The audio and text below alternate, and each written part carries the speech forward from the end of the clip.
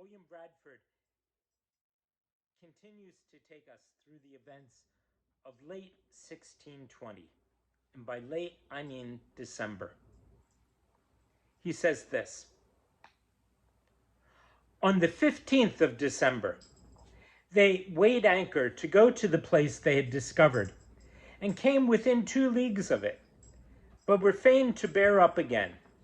But the 16th day the wind came fair, and they arrived safe in this harbor, and afterwards took better view of the place, and resolved where to pitch their dwelling. And the 25th day began to erect the first house for common use to receive them and their goods. Now that 25th of December, he calls the 25th day. He doesn't use our usual name for that day. And the Puritans, and in this case also the Separatists, were very much against the keeping of special days other than the Sabbath, including the 25th of December.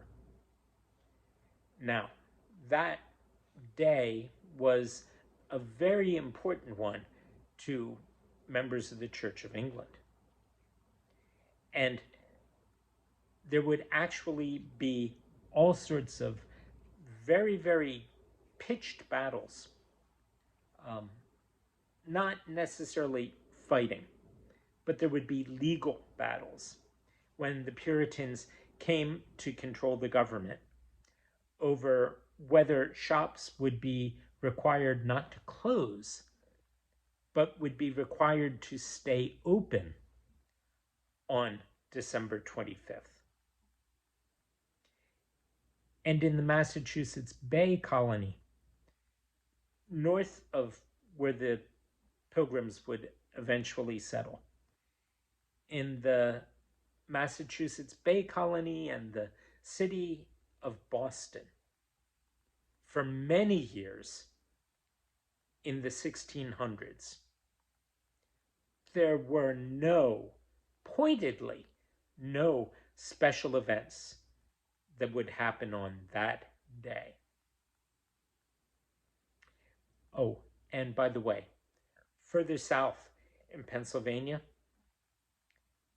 the Quakers would refer to it as the day called Christmas. And they too would object to people observing it in any kind of unusual way. But they didn't make it illegal. And if you were going to pray, pray. And if you were going to celebrate, celebrate. But the Quakers would be sitting quietly instead.